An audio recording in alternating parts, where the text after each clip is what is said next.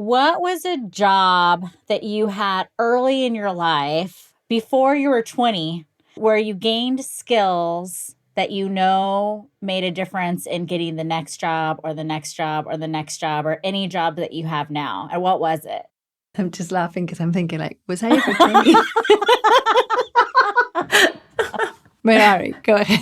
Thanks. I mean, honestly, I started the corporate world since I was 18. I was actually 17 because I did start. I'm one of those few people who actually started in high school. What? As a co-op. What were you doing?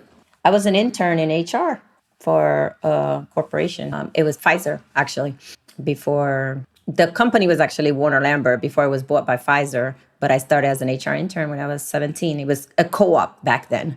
But my whole life has really been in human resources. So for me, I look at it a little bit different. I think there were strengths that I've always possessed, and they just came to life the more time that I spend working. One of the things that I've always done is I've always had that learning attitude. And to me, even starting in high school, I always wanted to learn. And when I got put in a different world that I didn't know, I was like, oh, how do I figure this out? Like, to me, that was always challenging. And it's a strength that I've been able to build. But I also worked at night. I worked at a bar. And one of the strengths was like, I used my wanting to learn. It's like, okay, I am going to figure, they would come in. I already knew where they were going to get. I learned how to make their drink. Whenever they come in, because they were regulars, they loved me because I just knew what they wanted. So to me, I look at it as that was a strength that I've always possessed. And it really helped me grow to be where I am today.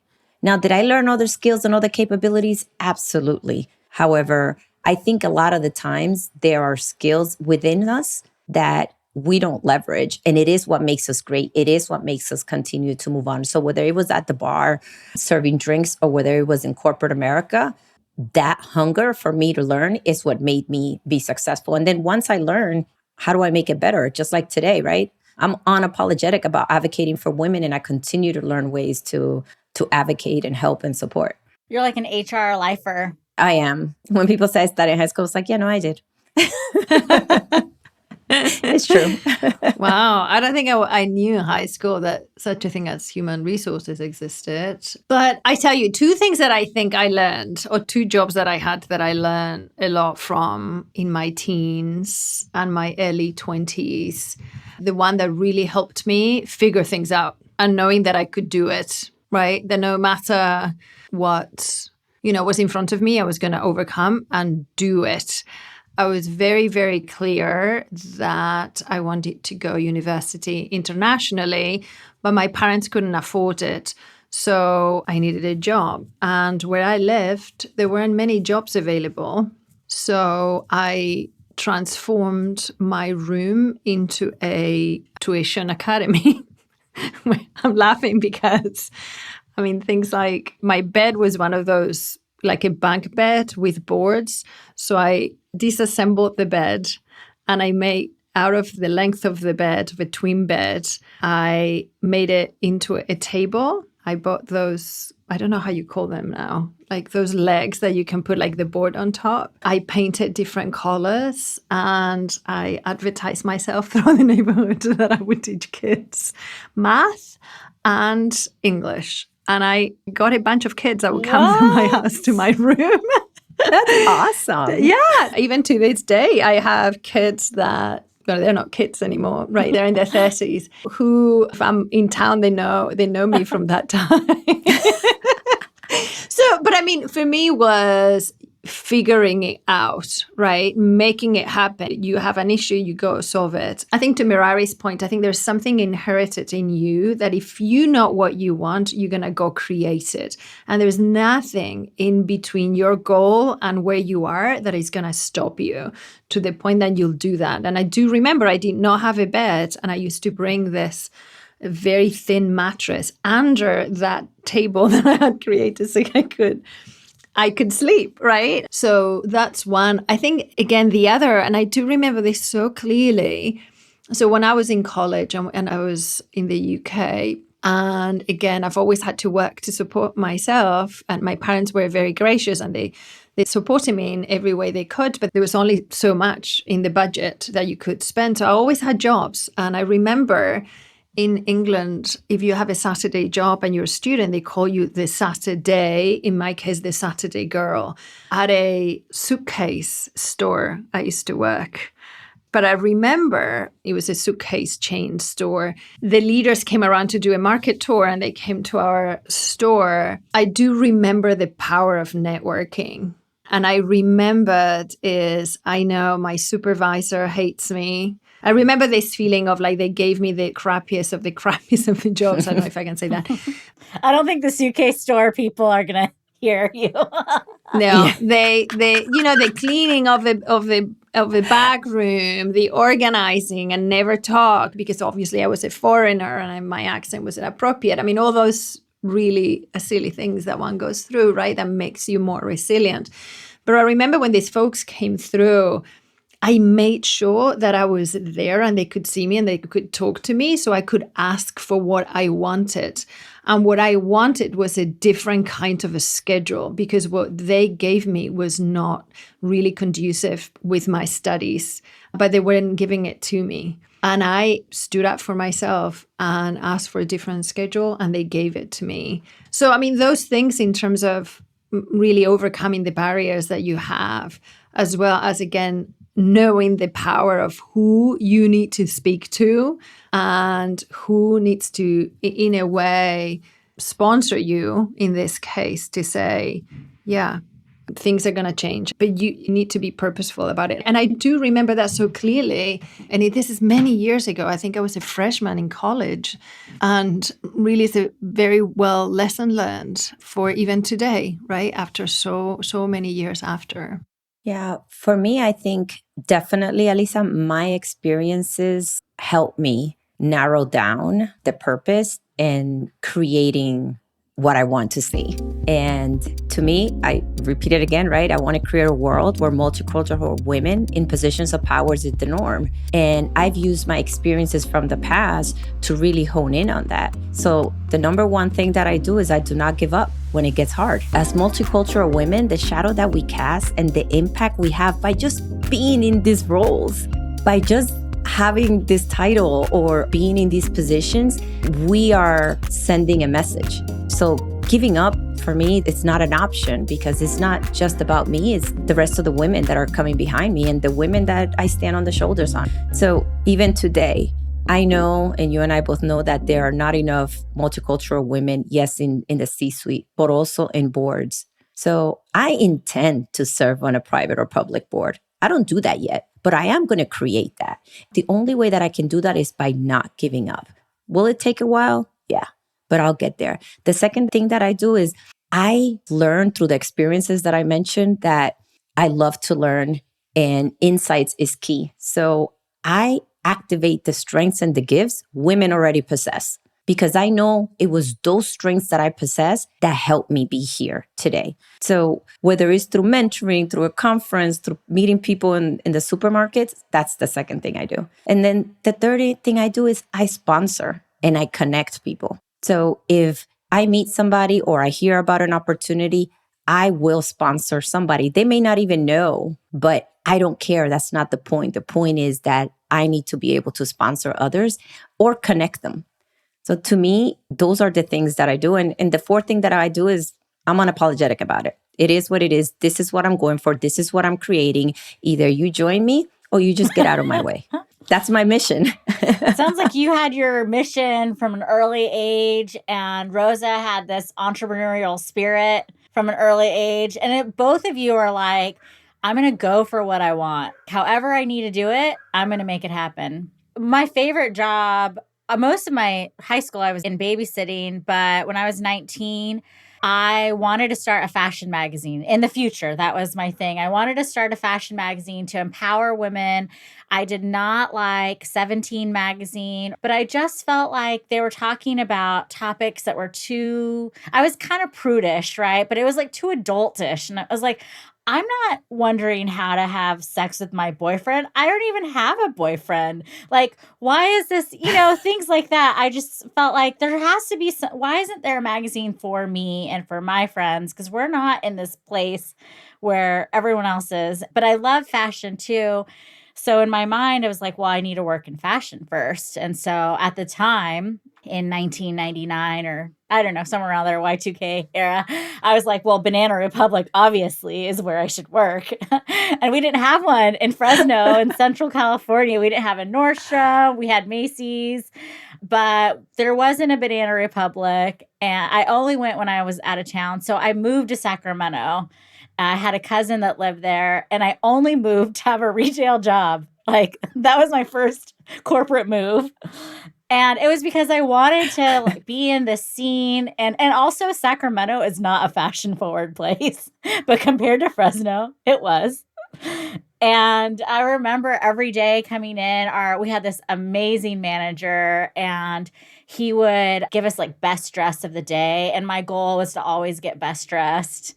And I got it a lot. I got really good at like getting the look down, getting that Banana Republic vibe on lockdown. Even though most of our clients walking in, our customers walking in the door were like in their 40s. I was 19, like dressed like a 40-year-old, basically. But for me, I think it was one of the things that I learned and really fell in love with is it sparked when you were talking about this, Merary, because I learned how to accentuate women's gifts, like the way they looked and their bodies and how to make them look better. And it didn't really matter what size they were. I could get them looking amazing no matter what and on trend and help them feel good in the meantime. And I know I've definitely carried that through in how I coach today.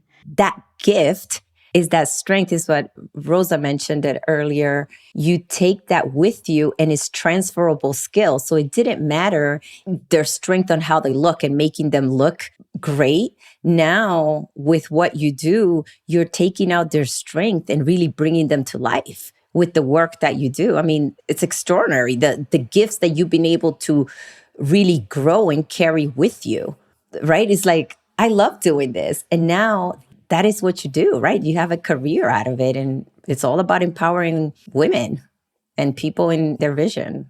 I love it. I was just listening to you, and in terms of how that has translated in what you do today. And the one thing that I should have added to those jobs is I have a multitude of jobs. I was always multi-employed, but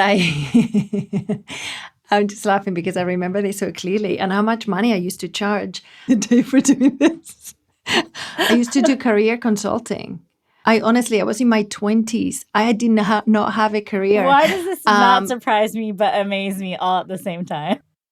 Exactly. But I used to get parents who would bring their recent grads from school to help them think through what they wanted to do next. And that came out so naturally to me. And I tell you, I used to charge a lot of money for this.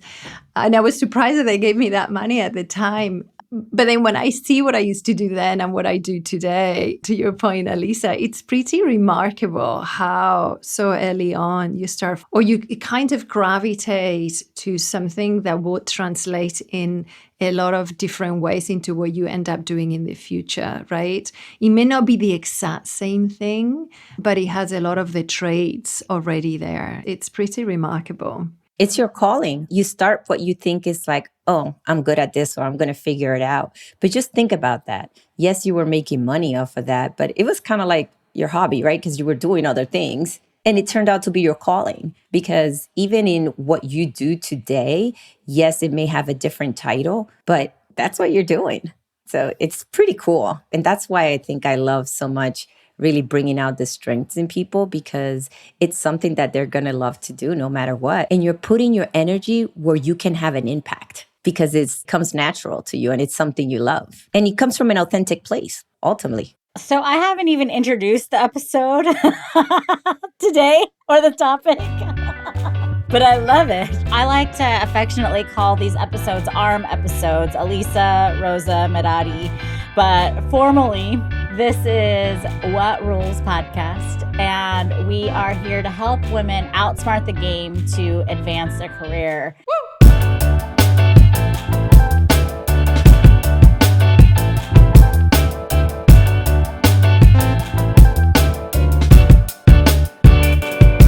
of our company is Color Forward. The name of our podcast is What Rules, but we want to bring women all the way up through the C-suite. And we do this by interviewing successful women who have overcome cultural barriers, mastered the art of resilience.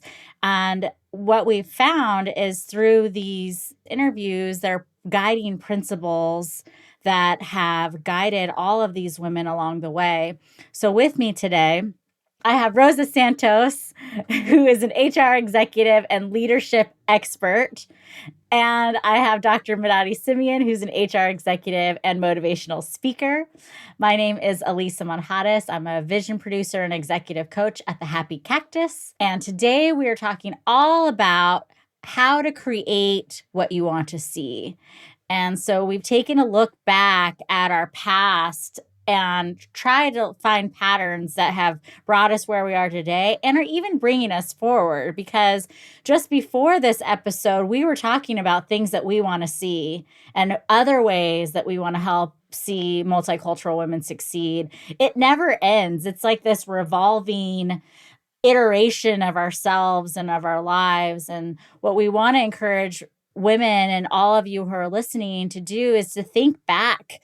What are the little things that sparked you and interested you in your childhood, as a teenager, as you've grown into your career? Has it disappeared? And have you seen instances along the way in your career where some of those bright lights, those really cool ideas and passionate things have there been moments where it's dimmed or you kind of lost sight of who you were? So, it's hard to create what you want to see when you forget yourself. Wow, that's a really good question. Yes, I would say there's been times where I was so busy trying to fit in, to figure things out, that I forgot what I really was there for. I think I have that moment, why am I not fighting for the things that I believe in?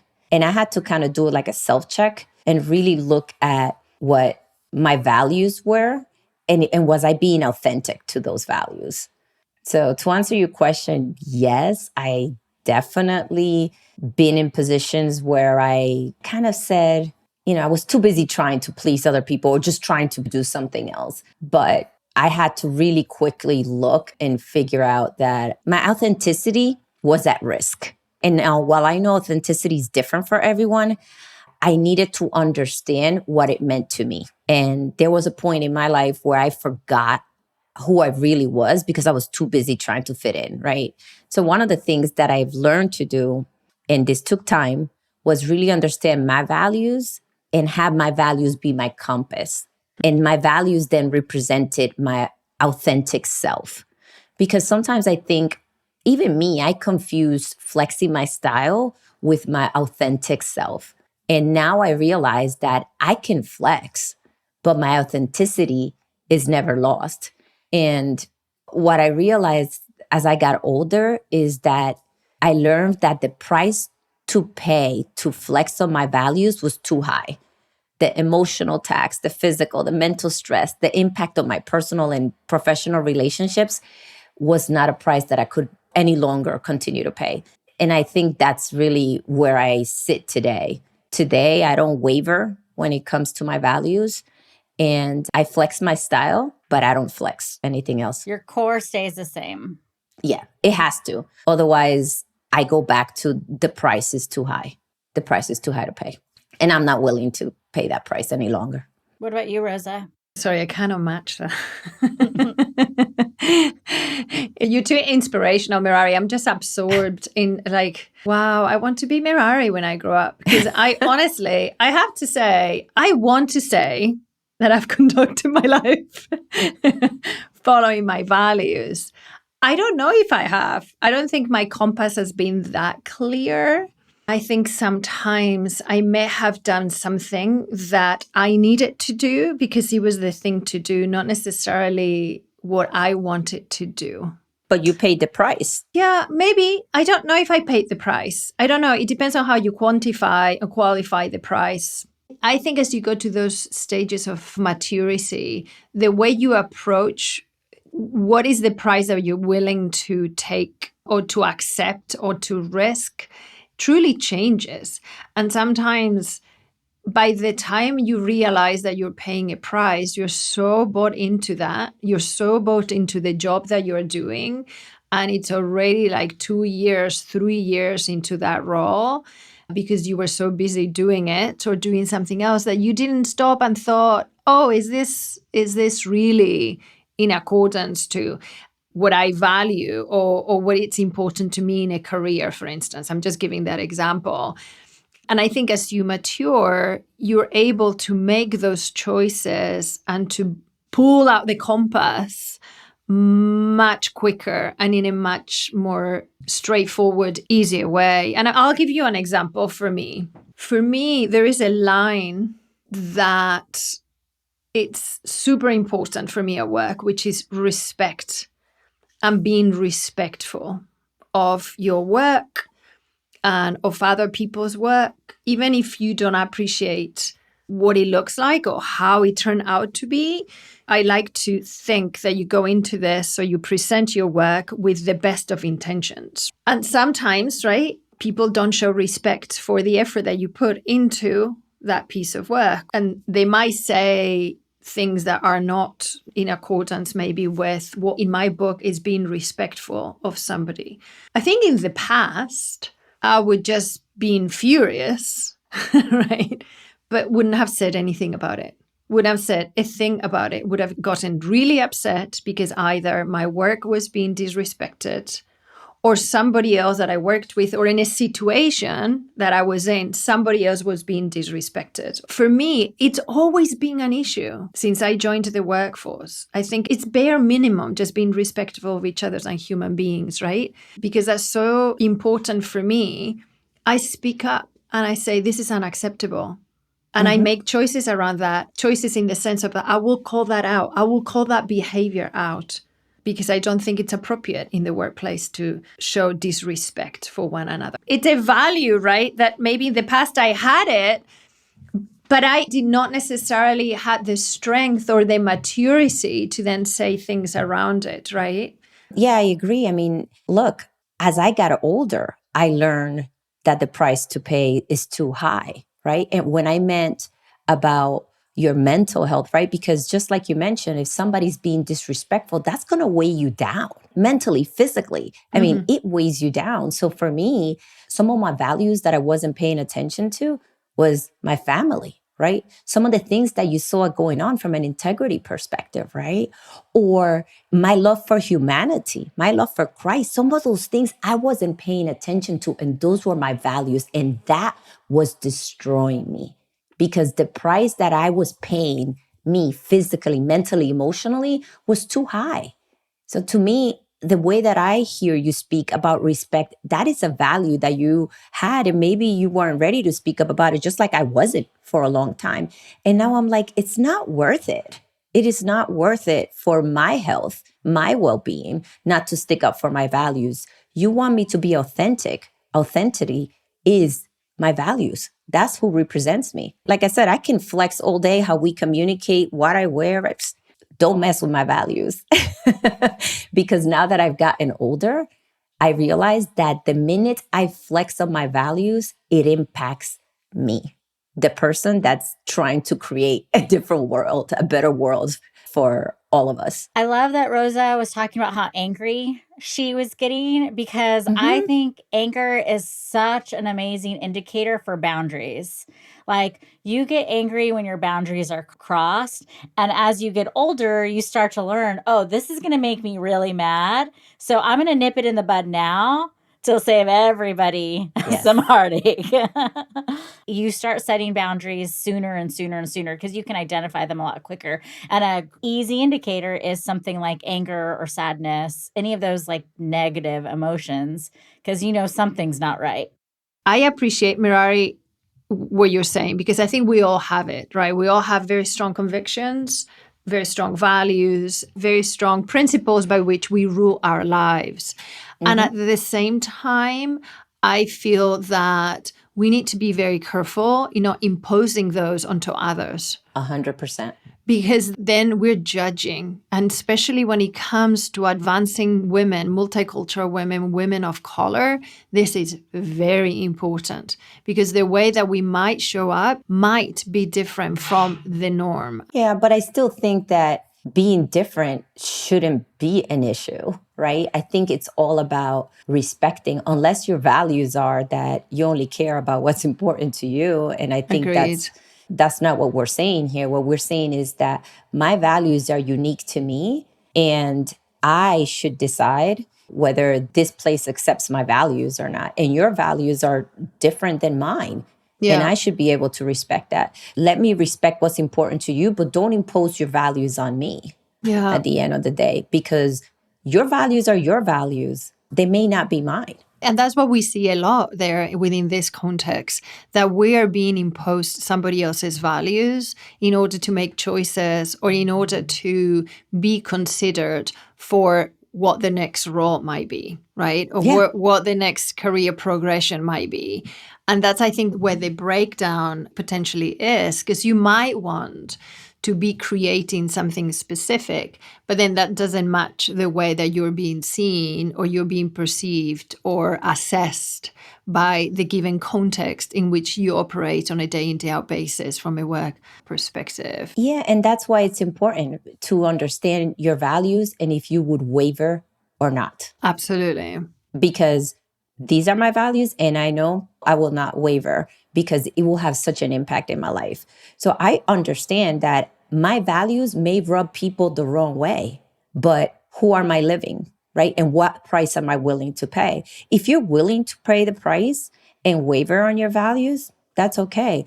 But you really got to understand that. Are you willing to take that risk? Is that risk worth taking? For some people, it may be. For some people, not. At the end of the day, look, everything's a risk. Going after your dreams is a risk. Staying true to the values is a risk. Not staying true to it is the risk. Choose your risk. Let me tell you something that I talked about yesterday in a conference that I was speaking at, which is this other side, right? There was a lot of conversation about being a champion of women at the workplace.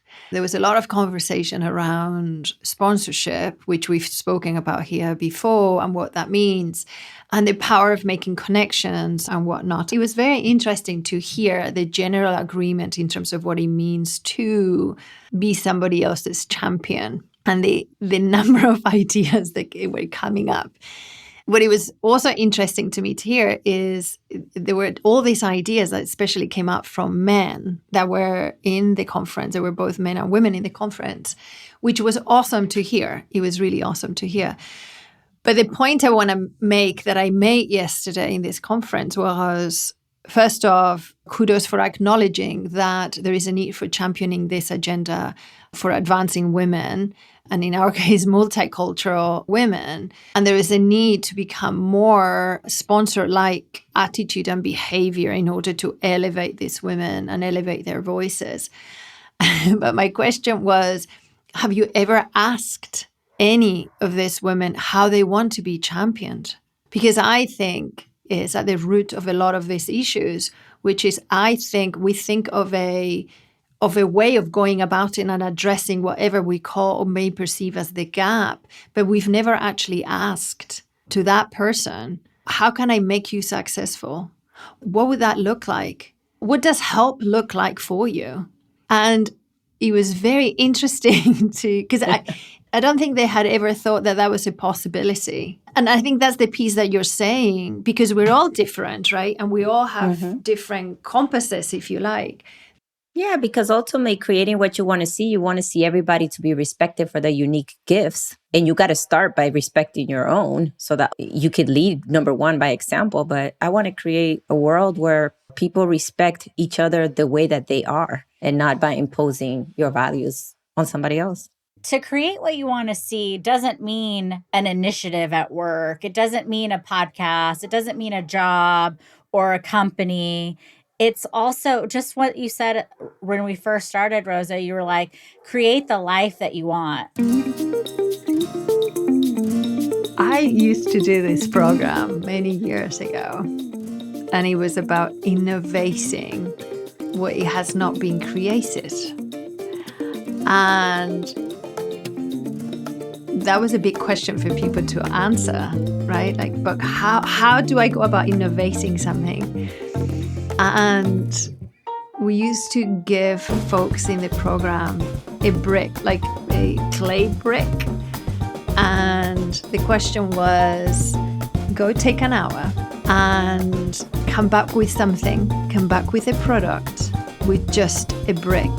And I remember people would yell at me, like, what do you think I can create out of a brick? Aren't you going to give me anything else? Do I get paper? Do I get this? Do I get the other? And I said, no, just go. And just spend an hour with a group thinking about what you can create out of a brick. And despite of the pushback, despite of the uncomfortness, despite all the like, this is impossible kinds of attitude because you've only given me a brick to work with, the creativity, the amount of ideas, the products these people used to come up with, coming back only after an hour of pushing their thinking beyond what they thought it was possible, it was unbelievable. So I think the one thing that I'll say, think about what is your brick and go out and think about it. And at first, it may not make sense, but there's more than just to a brick. And think you have a brick. You have a brick in your mind or something tangible. Go and just spend time and push through, be creative. There's more, is just exercise that mind and that possibility. And I know I talk a lot about this, but sometimes we are our worst enemies when it comes to breaking through the molds and thinking and creating things that at first you didn't think were possible. I think that's why we talked about at the beginning of this episode, our experiences growing up and as teenagers in our early 20s. Those are essentially are the bricks that we've built upon in our lives. I love what you said. There's so many possibilities if you just change the perspective. Work with what you've got is the theme here, and then create what you want to see with what you have.